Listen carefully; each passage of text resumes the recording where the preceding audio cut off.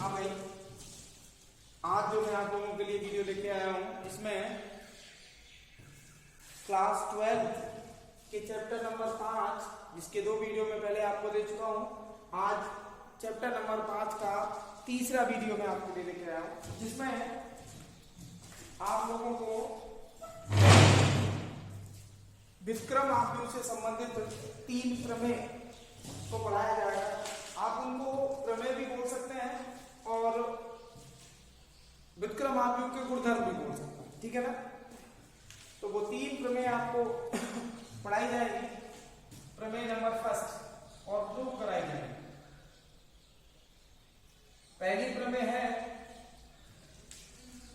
सिद्ध कीजिए कि प्रत्येक विक्रमणीय आव्यूह का विक्रम आव्यूह अद्वितीय होता है। पहली प्रमेय है, हमें इसका प्रूवमेंट देना है। तो सिद्ध कीजिए कि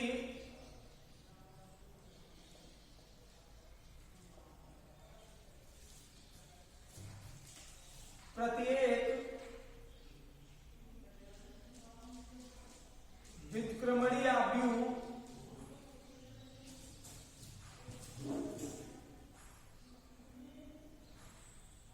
का विक्रम अद्वितीय होता है।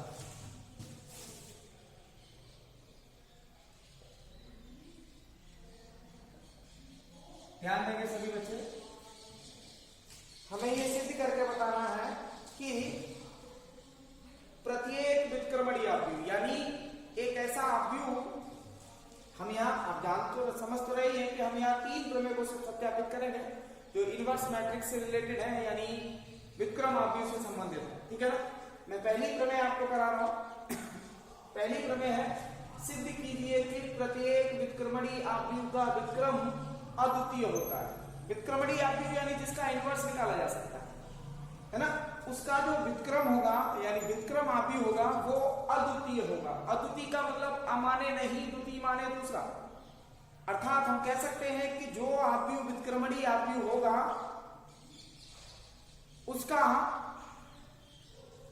विक्रम केवल और केवल एक आव्यूह होगा, 2 नहीं हो सकते, ठीक है ना। तो आप इस चीज को हम यहां प्रूव करेंगे, ध्यान से देखिए।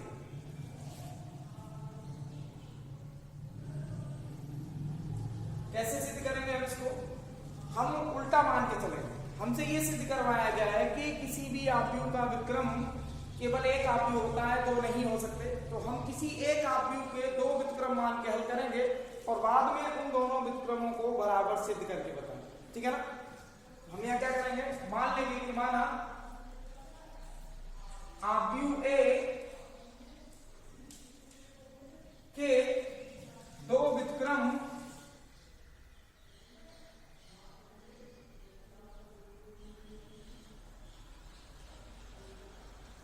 बी तथा सी है,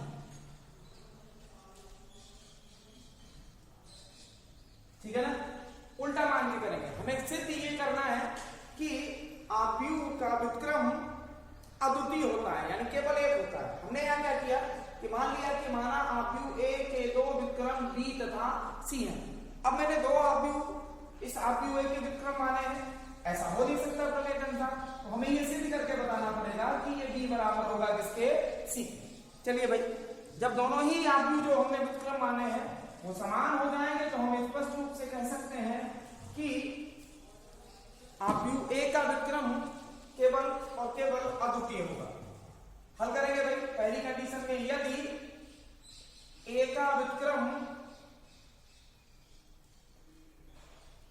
बी है, तो यदि इस आव्यूह ए का विक्रम बी आव्यूह है तो फिर निश्चित है हम जानते हैं कि किसी भी आव्यूह का उसके विक्रम के साथ गुणा करके आइडेंटिटी मैट्रिक्स प्राप्त होता है। अर्थात हम यहां लिख सकते हैं कि a इंटू बी बराबर होगा किसके, b इंटू ए, और बराबर होगा किसके, i। मैं इसको समीकरण नंबर 1 डाल सकता हूं। पीछे हम पढ़ के आए हैं कि यदि विक्रम की परिभाषा में आपको पढ़ाया गया है कि किसी भी आव्यूह तथा उसके विक्रम का आपस में गुणा किया जाए तो इकाई आव्यूह प्राप्त होता है। तो यदि आव्यूह ए का विक्रम बी है तो निश्चित ही a इंटू बी बराबर होगा किसके, b इंटू ए, और बराबर होगा किसके, i के। पुनः यदि a का विक्रम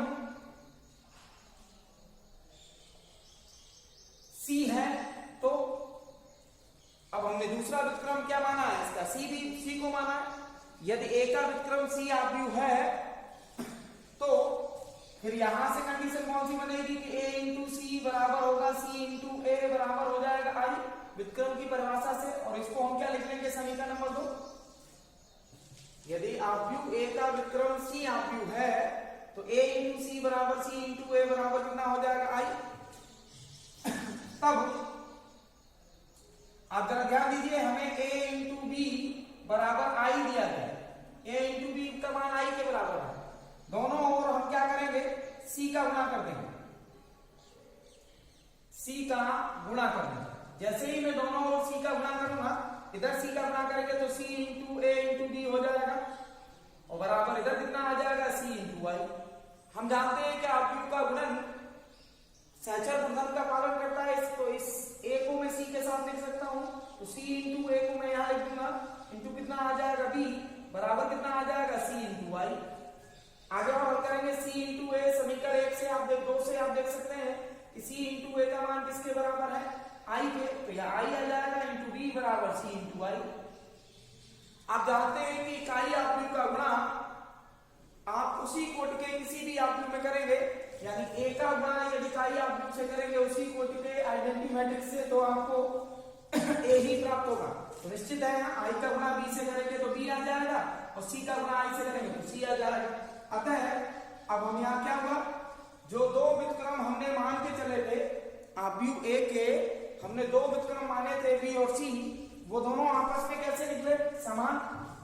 ठीक है ना, दोनों आव्यूह आपस में कैसे निकले, समान। अतः हम कह सकते हैं, अतः आव्यूह a का व्युत्क्रम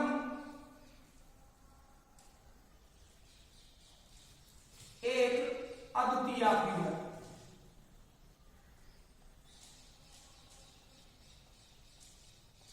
ठीक है भाई, तो यह है प्रमेय नंबर फर्स्ट आपकी, जिसे आप बहुत आसानी से सिद्ध कर सकते हैं।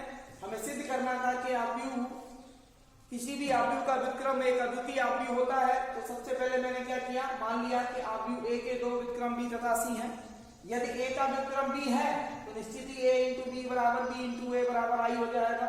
यदि a का व्युत्क्रम c है तो निश्चित ही a इंटू सी बराबर c इंटू ए बराबर i हो जाएगा, है ना।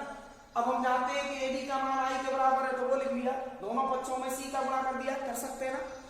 सहचर गुणन से a को c के साथ दे दिया। अब c इंटू ए समीकरण 1 में आपको i के बराबर दिया गया है तो वहां i रख दिया।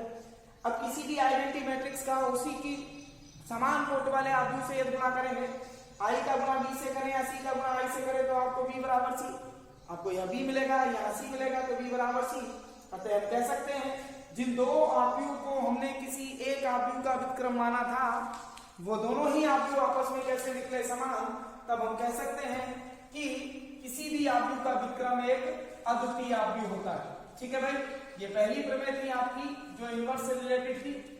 अब दूसरी प्रमेय जो बहुत उपयोगी है,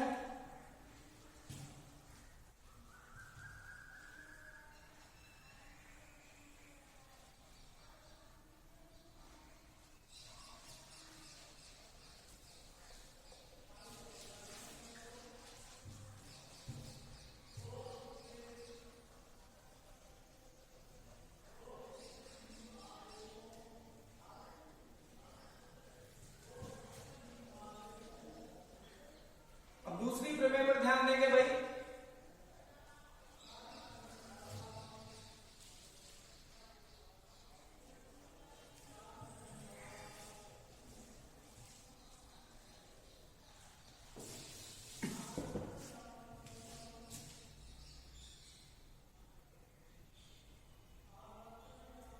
यह आपकी दूसरी प्रमेय है। हमें यह कहा गया है कि यदि a तथा b एक ही क्रम के व्युत्क्रमणीय आव्यूह हैं तो हमें यह सिद्ध करके बताना है। यदि a तथा b एक ही क्रम के व्युत्क्रमणीय आव्यूह हैं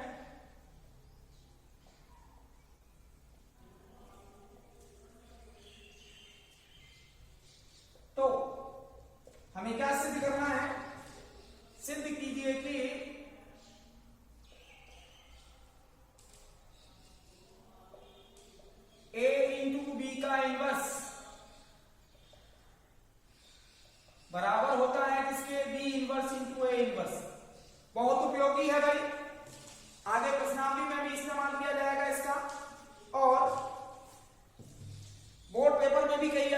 पूछा गया है बोर्ड परीक्षा में।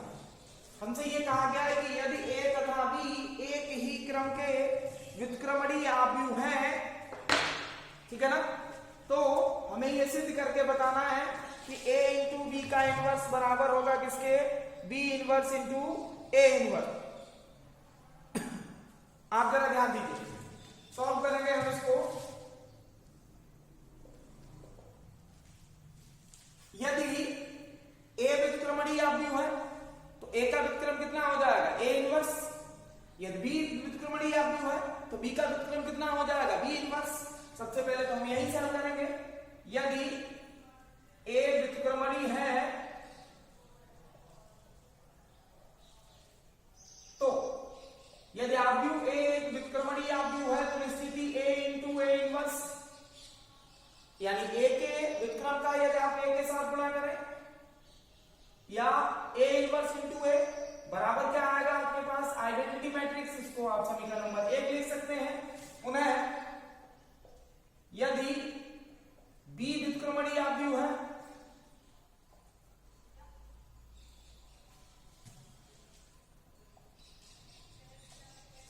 तो यदि हमारा b व्युत्क्रमणीय आव्यूह है तो निश्चित ही b इंटू बी इनवर्स बराबर होगा किसके, b इनवर्स इंटू b, और बराबर आ जाएगा किसके, i। और ये समीकरण नंबर 2। अब इससे भी क्या करना है, आप जरा फिर से गौर करिए।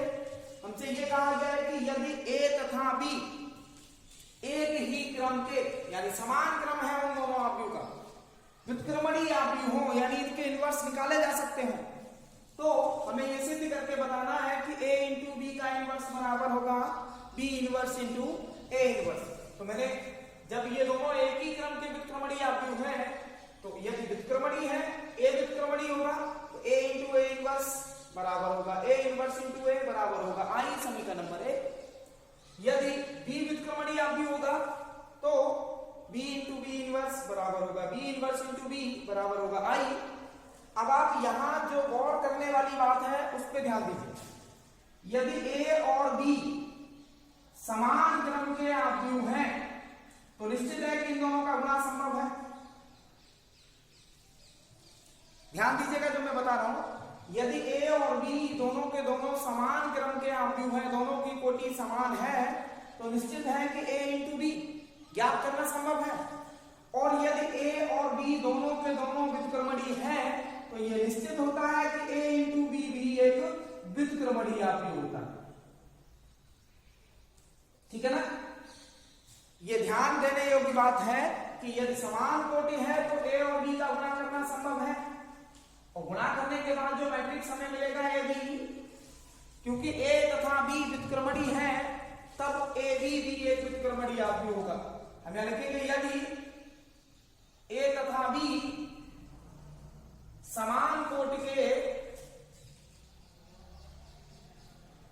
व्युत्क्रमणीय आव्यूह हैं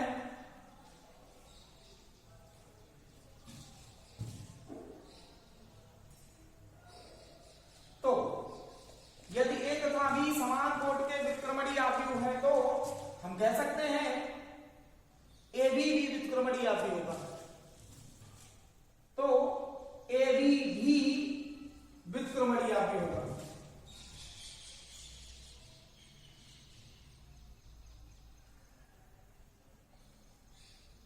ठीक है ना, यदि a तथा b समान कोटि के व्युत्क्रमणीय आव्यूह है तो निश्चित है कि a और b गुणा करना संभव होगा, और a और b का गुणा करने के बाद जो मैट्रिक्स हमें a b मिलेगा वो भी एक व्युत्क्रमणीय आव्यूह होगा। ये ध्यान रखें, जब a व्युत्क्रमणीय था तो a इंटू a इनवर्स बराबर a इनवर्स इंटू a और बराबर i लिखा गया है ना। तो निश्चित है कि यदि a व्युत्क्रमणीय है तो ऐसे लिखा जाएगा, b व्युत्क्रमणीय है तो b इंटू b इनवर्स। अब जब a b व्युत्क्रमणीय होगा तो कैसे लिखा जाएगा, जरा ध्यान दीजिए। यदि a b व्युत्क्रमणीय आव्यूह है तो निश्चित ही a b और इंटू a b का इनवर्स, a b व्युत्क्रमणीय है तो a b आव्यूह में यदि आप उसके व्युत्क्रम का गुणा करेंगे तो निश्चित ही इकाई आव्यूह प्राप्त होगा कि नहीं। अब हमें क्या करना है, देखिए इसके बराबर तो सिद्ध ही करना ही है, तो एक एक करके a और b को हटाना पड़ेगा। आप यहां से पक्षांतर नहीं कर सकते, मैं क्या करूंगा कि इसमें सबसे पहले ए इनवर्स का गुणा करूंगा। ए इनवर्स का गुणा करने से क्या होगा कि ए इनवर्स जब ए के साथ गुणा करेगा तो आइडेंटिटी मैट्रिक्स में कन्वर्ट हो जाएगा, है ना। तो ए खत्म हो जाएगा। ध्यान देंगे हम लोग यहाँ पे। अब मैं यहाँ क्या करूंगा, ए इनवर्स का गुणा करूंगा, ठीक है भाई। जब मैं इसमें ए इनवर्स का गुणा करूंगा तो A inverse into A into B और इंटू ए इंटू बी का इनवर्स और बराबर ए इनवर्स का गुणा इधर भी करना पड़ेगा तो ए इनवर्स इंटू आई। आप इन दोनों को एक साथ रख लें तो ए इनवर्स का गुणा ए से करके हमें आइडेंटिटी मैट्रिक्स आई मिलेगा। ऊपर समीकरण 1 में भी दिया जाए और यहाँ कितना आ जाएगा बी और इंटू कितना आएगा ए इंटू बी का इनवर्स। अब यहाँ ए इनवर्स एक आव्यूह होगा और उस आव्यूह का गुणा जब किसी इकाई आव्यूह से करेंगे तो निश्चित है ए इनवर्स ही प्राप्त होगा। तो यहाँ ए इनवर्स आ जाएगा। आप आई इंटू बी करेंगे तो यहाँ बी आ जाएगा इंटू कितना आएगा A into A inverse A into B का इनवर्स बराबर कितना हो जाएगा ए इनवर्स। अब ए तो हट गया, अब किसको हटाना है, बी को। बी को हटाने के लिए हमें क्या करना पड़ेगा, इसमें बी इनवर्स से गुणा करना पड़ेगा ताकि बी इनवर्स बी के साथ गुणा करके आइडेंटिटी मैट्रिक्स में बदल जाएगा। बी इनवर्स बी के साथ गुणा करके इकाई आव्यूह में परिवर्तित हो जाएगा। तो मैं यहां क्या करूंगा कि बी इनवर्स का गुणा करूंगा, ठीक है भाई। जैसे ही मैं इसके साथ बी इनवर्स का गुणा करूंगा तो बी इनवर्स इंटू बी पुस्तक में ए इंटू बी का इनवर्स बराबर कितना है, ए इनवर्स तो है ही है। अब गुणा किसका होगा, इसके साथ बी इनवर्स का। इधर आगे गुणा किया जा रहा है तो इधर भी आगे गुणा किया जाएगा। ये आव्यूह में गुणा तो मैंने आपको पहले बता दिया है। बी इनवर्स का गुणा बी से करेंगे, आप इधर देख लीजिएगा तो ये आई में कन्वर्ट हो जाएगा आइडेंटिटी मैट्रिक्स में। आपके पास ए इंटू बी का इनवर्स पहले से लिखा हुआ है, यहाँ कोई परिवर्तन आने नहीं है तो बी इनवर्स है तो बी इनवर्स लिखा रहेगा इंटू ए इनवर्स। आप जरा ध्यान दीजिए, ये इकाई आव्यूह या जिस आव्यूह के साथ गुणा करेगा तो कोई परिवर्तन तो आएगा नहीं, यही आव्यूह प्राप्त होगा। तो ए इंटू बी का इनवर्स बराबर आ जाएगा कितना, B inverse into A inverse. और यही हमें सत्यापित करके बताना। एक बार तुम्हें समझेगा इसको। हमसे ये कहा गया था कि यदि ए तथा बी एक ही क्रम के व्युत्क्रमणीय आव्यूह हैं तो हमें ये सत्यापित करके बताना है कि ए इंटू बी का इनवर्स बराबर होगा B inverse into A inverse, ठीक है ना। तो मैंने क्या किया, यदि ए दिया है क्वेश्चन में कि ए व्युत्क्रमणीय है तो यदि ए व्युत्क्रमणीय आव्यूह है तो A inverse A into A inverse A inverse into A बराबर क्या आ जाएगा, इकाई आव्यूह। यदि बी व्युत्क्रमणीय आव्यूह है तो बी इंटू बी इनवर्स बराबर होगा बी इनवर्स इंटू बी और बराबर होगा किसके, आई के। समीकरण नंबर कौन सा हो जाएगा, तो अब यहां ध्यान देने योग्य बात है कि यदि ए तथा बी समान कोटि के आव्यूह हैं, ए और बी दोनों का क्रम यदि समान है, ठीक है ना, तो निश्चित है कि इनका गुणा संभव है। ए और बी का गुणा कर सकते हैं यानी ए बी प्राप्त कर सकते हैं। और जो ए बी हमें प्राप्त होगा क्योंकि ए और बी आपस में कैसे हैं, व्युत्क्रमणीय है, तो निश्चित ही ए इंटू बी भी कैसा आव्यूह होगा, व्युत्क्रमणीय आव्यूह, ठीक है। वही मैंने यहां लिखा है कि यदि ए तथा बी समान कोटि के व्युत्क्रमणीय आव्यूह हैं तो ए बी भी व्युत्क्रमणीय आव्यूह होगा। यदि ए बी व्युत्क्रमणीय आव्यूह है तो ए इंटू बी और फिर उसका इनवर्स, अरे व्युत्क्रमणीय है तो उसका इनवर्स निकाल सकते हैं। और यदि किसी आव्यूह का उसके इनवर्स आव्यूह से गुणा करेंगे तो आइडेंटिटी मैट्रिक्स मिलेगा। तो मैंने ए बी का गुणा ए इंटू बी के इनवर्स से कर दिया, इकाई आव्यूह प्राप्त होगा। ए बी को हटाना है तो पहले ए इनवर्स का गुणा कर दिया, हल कर लिया, फिर बी आगे रह जाएगा। बी को हटाना है तो फिर मैंने बी इनवर्स का गुणा कर दिया। तो जैसे ही हम इसको कैलकुलेट करेंगे तो हमें प्राप्त हो जाएगा ए इंटू बी का इनवर्स बराबर B inverse into A inverse. आप इसको ध्यान में रखिएगा, ये इनवर्स की प्रॉपर्टी है, चाहे प्रॉपर्टी समझिए इसको चाहे प्रमेय, ठीक है भाई। तो आज इस वीडियो में बस इतना ही। अगली वीडियो में आपको इसका तीसरी प्रमेय है वो दिखा कराई जाएगी।